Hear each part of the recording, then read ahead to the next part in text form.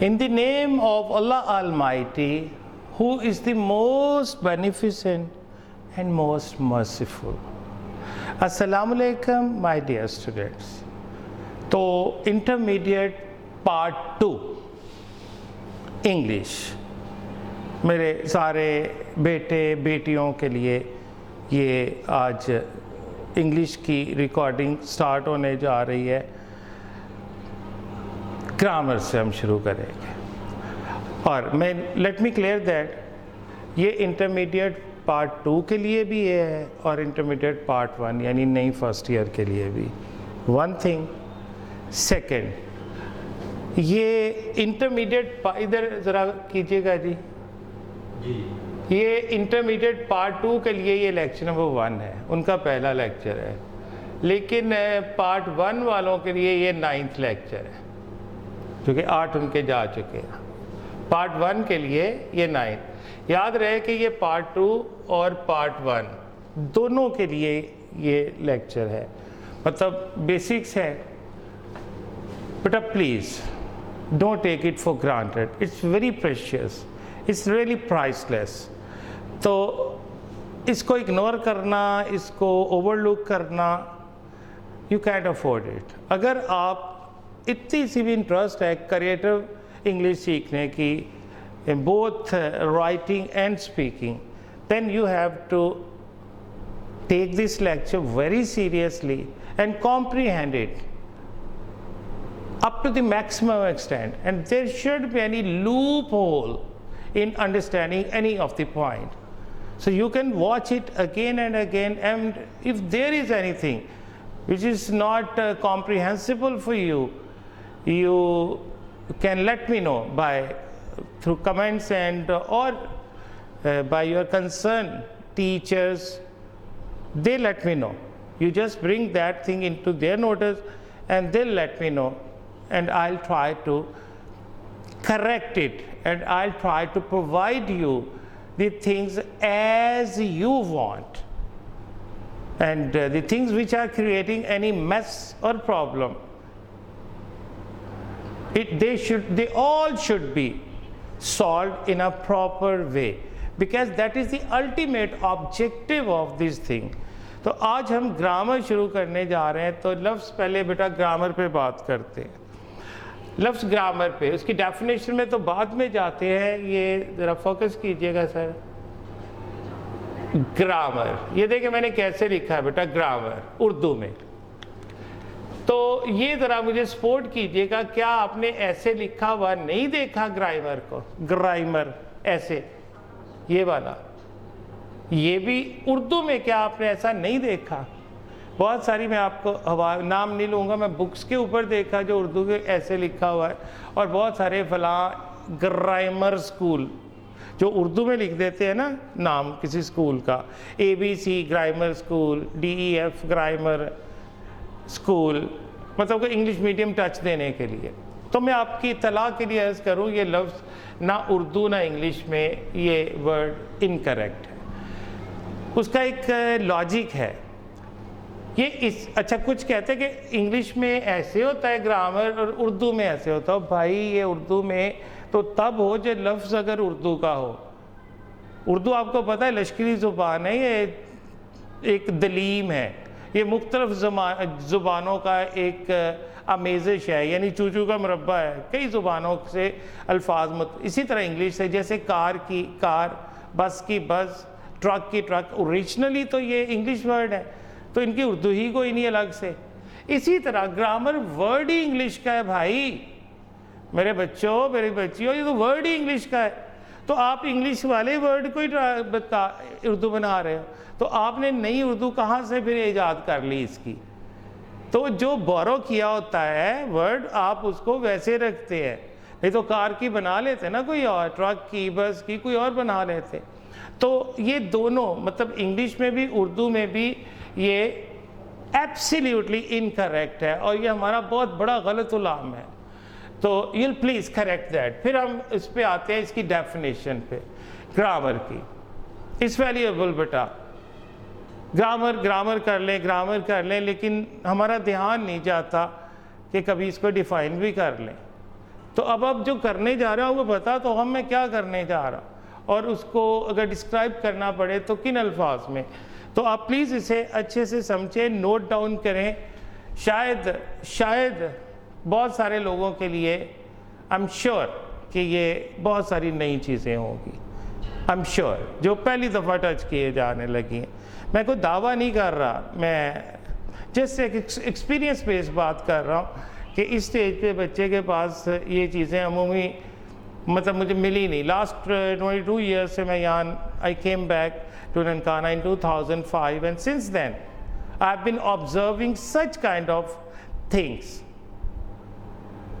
which our student should know, but he doesn't know because maybe we are not providing them. So right now you onwards you won't have any excuse like this the way you have today, that nobody taught us, made us learn in a creative fashion. आज तो आपको मिल रहा है ना, तो अब से शुरुआत कर लेते हैं। तो ग्रामर की डेफिनेशन है बेटा। अच्छा, यहाँ पर मैंने ना ये जो स्लैश के साथ होता है ये है सिनोनिम, ये आपकी डिक्शन के लिए होते हैं। मतलब जहाँ मुझे मौका मिलता है मैं कितने सारे अल्फाज आपको देता हूँ, चूँकि वोकैबुलरी इम्प्रूव करने का, सिनोनिम्स बेटर बनाने का चंद एक सिचुएशंस हैं। जैसे मैंने 2-3 बताई। एक ये जब आप लिख रहे हैं और आपको पता है कि ये इसके सिनोनिम, तो सारे जब रफ में करें, फाइनल इम्तहान के लिए नहीं, जब आप प्रैक्टिस कर रहे हो तो सारे एक दफ़ा निकालें। जितनी दफ़ा कलम से निकलेगा वो आपको उतना ईजीली याद भी रहेगा और ड्यूरेबिलिटी भी होगी, till rest of your life वो आपको भूलेगा नहीं। तो सच आ सेट यानी मजमुआ, ग्रुप, एक ग्रोह या इम्तजाज कई चीज़ें जहाँ पर मुंतज हो जाती, मिल जाती हैं। तो सच अ सेट या ग्रुप और कॉम्बिनेशन और क्लस्टर और ब्लेंड और अमालगमेशन, ये पर्टिकुलरली 2 का तो ये ऐसे है, ये मजमुआ में आ जाता है। तो सच एज, मैं अब सारा फ्लो के अंदर पढ़ने लगा, आपने से एक ही वर्ड समझना है, राइट। सो सच एज सेट और ग्रुप और कॉम्बिनेशन, क्लस्टर, ब्लेंड और अमेलगमेशन ऑफ। अब फर्ज कर ले कि ये मैंने लास्ट वाले वर्ड को ले लिया, तो सच अगर मैं ये लूँगा तो मैं इसके साथ एन लगाऊंगा ना, ये लूँगा तो आ लगाऊंगा। तो such an amalgamation of rules and regulation. Rules and regulation बेटा कवायदो ज़वाबत, कवायदो ज़वाबत का एक ऐसा मजमुआ विच जो कि हेल्प्स, गाइड्स और लीड्स अस, जो हमारी मदद या रहनुमाई करता है। अगेन मैंने सिनोनिम्स दिए, मौका मिला मैंने यहाँ भी दिए, जो हमारी मदद करता है या रहनुमाई करता है। For what? टू मेक, बनाने के लिए, बनाने में किस चीज़ को?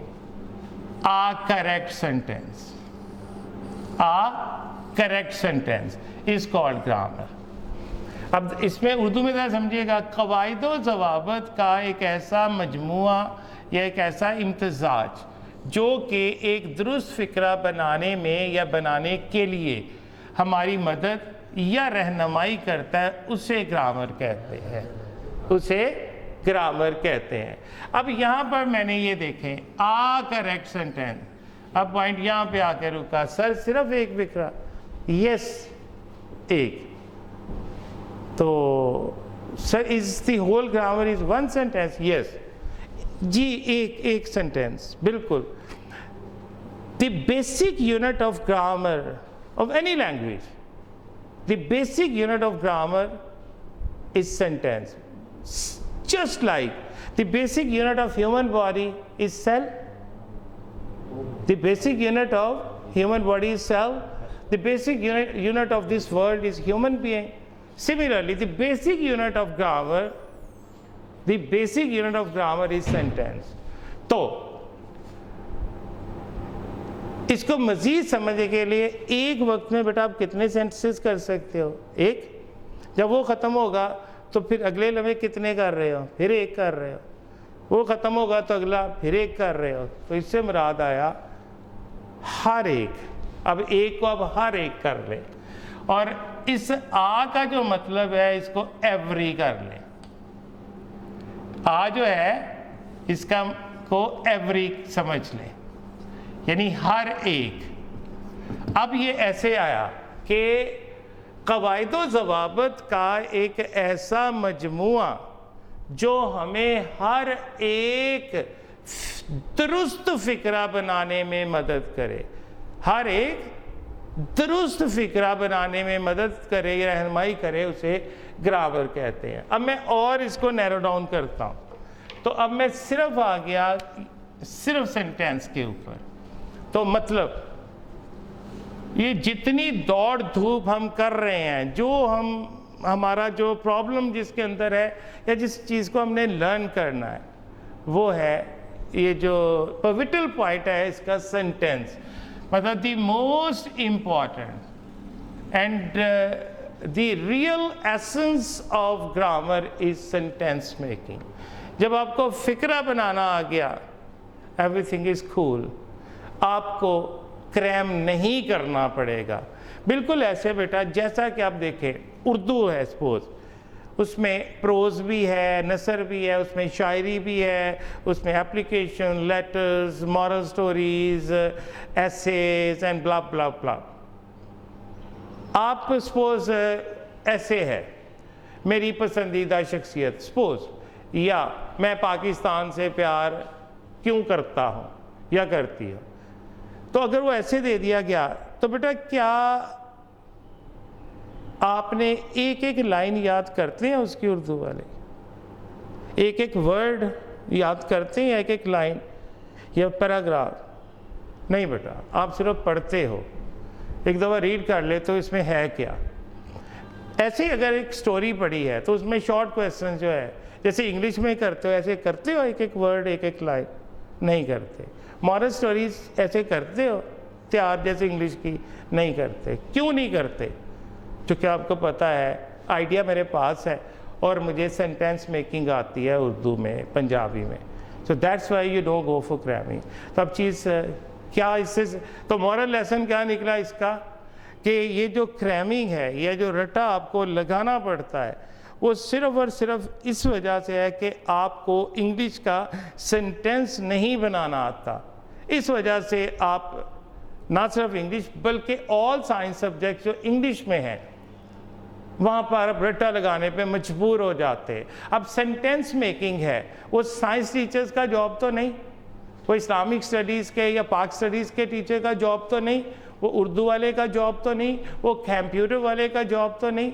ये किसने सिखाना है जनाब ने? इंग्लिश टीचर ने। तो डेफिनेटली आप, अगर मैं नहीं आपको सिखा रहा तो बेटा अपने राइट के लिए बोलो, उठो कि हमें सिखाएंगे ये चीज़। अब नहीं, अगर एक चीज़ पीछे से आपके होना तो ये चाहे आइडियली कि स्कूल सिखाए इसे, हमारे पास इतना सिलेबस होता है, सिलेबस को कवर करें कि ये सिखाएं, लेकिन फिर भी हम कोशिश करते रहते हैं जिस हद तक। आपको अगर ये फैसिलिटी नहीं है तो आप डिमांड करें। मैं हूँ, मैं नहीं करवा रहा तो डिमांड करें बेटा। मैं बड़ी खंदा पेशानी से, बल्कि पेशानी चूम के मैं अपने बेटों की कहूँगा कि शाबाश, मज़ा आया आपकी डिमांड पर। तो बेटा अब इससे आगे चलते हैं तो सीखते हैं वो कौन कौन से स्टेप्स हैं जिन पर चलकर हम क्रिएटिव इंग्लिश सीख सकते हैं। इस चीज़ को बेटा कहते हैं, यहाँ पर एक हेडिंग है इंग्लिश हायरार्की। मैंने वर्ड को क्या लिखा है बेटा? English hierarchy. अच्छा, इसमें आपने हायरार्की नहीं बोलना, लग तो ऐसे ही रहा है ना, दिल भी कर रहा है कि हायरार्की, लेकिन इसमें ये वाला आर जो है वो साइलेंट है, दिस वन। ये आर बोला जाना है और ये आर साइलेंट है। तो अब इसको साइलेंट करके देखें तो हायरार्की रह गया पीछे। हायरार्की बेटा कहते हैं, मैं इसका रूल भी बता दूंगा कि आर कहाँ साइलेंट होता है, मैं अभी बताता हूँ। हायरार्की कहते हैं बेटा दर्जा बंदी को, ग्रेडिंग्स या स्टेप्स। ठीक है जी, ये एक्चुअल वर्ड था सोशल हायरार्की, मतलब जो आगाज या यूज किया कि माशरती जो तकसीम है, ये एलीट क्लास है, ये मिडिल क्लास है, ये लोअर क्लास है, ये जो क्लासिफिकेशंस हुई हैं ये है सोशल हायरार्की। इस तरह होती है पॉलिटिकल हायरार्की, कोई टॉप ब्रेस के पॉलिटिशियन होते हैं, कोई प्रोविंशियल लेवल पे होते हैं, कोई बिल्कुल ग्रास रूट लेवल पे होते हैं। तो ये हो गई पॉलिटिकल हायरार्की। हर जगह पर ये हिफ्ज़ मरातब जो है वो मरतबे या ऑर्डर ऐसे चेंज होते हैं, कोई बड़ा टीचर होता है, कोई एवरेज होता है, कोई छोटा होता है, लाइक ऐसे यहाँ पर भी हायरार्की आ जाती है। तो इंग्लिश के अंदर मतलब कोई भी ज़ुबान सीखनी हो तो हायरार्की है। Actual we right now we are concern with English, तो इंग्लिश का जो हायरार्की को समझना है तो फिर हमें 7 स्टेप्स कवर करना होगा। ये पहला लेक्चर है, मैं तसल्ली से इंट्रोड्यूस करवा रहा हूँ, अगले लेक्चर्स में इतना टाइम आपका नहीं लगेगा, ये एक ही दफ़ा आपने अच्छी तरह से समझ लेनी चीज़ें। तो हायरार्की, इंग्लिश हायरार्की यानी कि उसकी दर्जाबंदी या ग्रेडिंग या steps to learn English. So there are 7 steps to learn creative English language, जो तख्लीकी आपने सीखनी है। पहले ये 7 चीज़ों का आपको इल्म होना चाहिए। अच्छा, यहाँ पर मैं जो रूल के इसे साइलेंट क्यों किया गया, एक चीज़ के ऑलमोस्ट 99% जगहों पे आर साइलेंट होगा, और इसका रूल क्या है इसे साइलेंट करने का, ये ज़रा गौर करें। आपने देखना है कि ये जो आपका लेटर है आर, इससे पहले कोई वाउल लेटर आया है? तो इस आर से पहले क्या आया बेटा? आ वाउल है, आ वाउल है, तो आर साइलेंट हो गया। तो आप कहेंगे सर इस आर से पहले भी तो आया है ना, ये भी तो वाउल है, इसे क्यों बोला जा रहा है? रूल नंबर 2, आपने देखना है जो मेरा लेटर आर है उससे पहले वाउल आया है? जवाब आया यस। आप देखें उसके फौरन बाद तो नहीं वाउल आ गया, तो आर के बाद क्या आया है? आ। अब आर से पहले भी आर के बाद भी वाउल आ गया है, ऐसी सिचुएशन आ गई तो फिर आर ने अपनी साउंड देनी है। क्लियर बेटा? मैं दोबारा बता दूं, आपने देखना लेटर, आपके वर्ड में लेटर आर आ गया है, और अगर आर से पहले कोई वाउल लेटर आ गया, AEIOU, तो आर साइलेंट हो जाना है। लेकिन अगर आर, आप देख रहे हैं कि लेटर आर है, उससे पहले भी वाउल आया है और उसके फौरन बाद भी वाउल आया है, तो फिर ऐसी सूरत में अपनी साउंड देगा। अब ये देखें, ये एक लफ्ज़ है, मैं बहुत बड़ा गलत इलाम भी है ना, डिग्रीज होती है ना, पहली डिग्री को कहते हैं पॉजिटिव डिग्री, दूसरी कंपैरेटिव डिग्री और तीसरी सुपरलेटिव डिग्री। नहीं बेटा, सुपरलेटिव नहीं। ये देखें, इस रूल के तहत इस आर से पहले ई आया है, तो ये आर साइलेंट है, तो क्या बचा फिर? Superlative. Superlative. So never ever again pronounce it superlative, it's superlative. Got it? अब हम आगे जाते हैं उन 7 स्टेप्स के ऊपर। तो पहला स्टेप है बेटा अल्फ़ाबेट। अल्फ़ाबेट, यहां पर भी एक एहतियात बेटा, no S with at the end of this word, T के बाद कोई एस नहीं आएगा। अल्फ़ाबेट्स नहीं, एक तो बिट नहीं होता, बैट होता है, अल्फ़ाबेट। और अल्फ़ाबेट्स नहीं आप कर सकते, एस नहीं लगाना। क्यों? इसका मतलब जान लें पहले। अल्फ़ाबेट होता है हरूफ़े तहज्जी, तो हरूफ जमा है हरफ की, तो जो ये तो ऑलरेडी प्लूरल है, देखे ना, ये तो ऑलरेडी प्लूरल है अल्फ़ाबेट। एक होगा, सपोज ए है या बी या सी, अगर एक एक आएगा तो आप उसे अल्फ़ाबेट कहोगे, एक को आप कहोगे लेटर है। अगला ई आ गया तो अल्फ़ाबेट तो नहीं कहोगे, आप कहोगे ये लेटर है। अल्फ़ाबेट आप कहते ही तब है जब वो 2+ में जाता है, 2 या 2+ में, यानी जब जमा हो जाता है, एक से ज़्यादा हो जाते तब आप अल्फ़ाबेट, इसलिए इसके साथ एस नहीं लगाएंगे। लेकिन अगर सिचुएशन की कुछ डिमांड ऐसी है कि आपको क्लैरिफाई करना है, किसी ना किसी सूरत प्लूरैलिटी शो करनी है, कहीं उसमें कोई कन्फ्यूजन या कोई जो जिसके लिए आप यूज़ कर रहे हैं कहीं वो मिसअंडरस्टैंड ना कर दे, तो फिर ऐसी सूरत में आप इसको तो नहीं छेड़ेंगे, यहाँ से लेटर्स ऑफ अल्फ़ाबेट यूज़ करेंगे। लेटर्स, इसका बेटा मैंने बताया था ना, ऑफ बोलना है, लेटर्स ऑफ अल्फ़ाबेट आप कहोगे। क्लियर बेटा? पॉइंट नंबर 2, पॉइंट नंबर 2 है बेटा वर्ड, यानी लफ्ज़। पॉइंट नंबर 3 है फ्रेज, जुमला अधूरा, राइट। 5 नंबर 6 है, सॉरी पॉइंट नंबर 4 है सेंटेंस, फिक्रा, जान, न्यूक्लियस, ग्रामर का एक मरकज़ो महवर, सेंटेंस। एंड स्टेप नंबर 5 है बेटा क्लॉज। स्टेप नंबर 6 है पैराग्राफ एंड स्टेप नंबर 7 है डिस्कोर्स। अब क्लॉज होता है कम से कम 2 फिक्रों का मजमुआ, कि ऐसा जिसमें कम से कम 2 सिंपल सेंटेंसेस को किसी कंजंक्शन के साथ जोड़ा जाए, उसे क्लॉज कहते हैं। Paragraph is paragraph and discourse, discourse बेटा कहते हैं तवील गुफ्तगू, चाहे वो रिटन फॉर्म में है या वर्बल फॉर्म में है, ये जो तवील मतलब के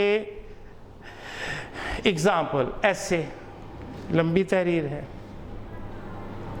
stories, novels, plays, articles, columns, contents, blogging, and blah blah blah. Such kind of thing consisted on a longer version, maybe on 5-10 pages to 10,000 to 20,000, वो जो जितना भी अनएंडिंग आप उसे लिखना चाहते हैं वो होता है डिस्कोर्स। अब इससे हुआ कि हमारा सफ़र शुरू होना है क्रिएटिविटी का अल्फ़ाबेट से, और अचीव करना है हमने इंशाल्लाह डिस्कोर्स के कलम लिखना शुरू करे। It shouldn't stop running short of ideas और वोकैबुलरी और सेंटेंस मेकिंग, कि ये कलम चले तो आपके पास वोकैबुलरी या सिंटैक्स, स्ट्रक्चर ऑफ सेंटेंस की वजह से या मफहूम की वजह से कहीं वो रुकना नहीं चाहिए। अगर वो वर्बल आप बात कर रहे हो तो अगेन ये चीज़ें कहीं रास्ते में ना आए जो रुकावट या हर्डल बन सकती हैं, तब आप डिस्कोर्स को अचीव करते हैं। और डिस्कोर्स को अचीव करने में अब इन दोनों के अल्फ़ाबेट से डिस्कोर्स तक जाना, तो लिंकर जो है जिसने लिंक डेवलप करना वो है sentence. The most important thing is sentence, इसने इसको ज्वाइन करना है। ये बेटा मैंने आपको एक पिक्चर दिखा दी है, नेक्स्ट लेक्चर में मैं इनको डिफ़ाइन करना शुरू करता हूँ स्टेप बाय स्टेप, और फिर इसके बाद हम देखते हैं नेक्स्ट 2-3 कितने लेक्चर्स में होता है। बट ये बहुत ही तसल्ली वाला काम है और बहुत तसल्ली से आपने इसको समझना है और नोट डाउन करना है ऑल ऑफ योर पॉइंट्स। मिलते हैं इंशाल्लाह after a short break. Till then stay blessed. अल्लाह हाफिज़।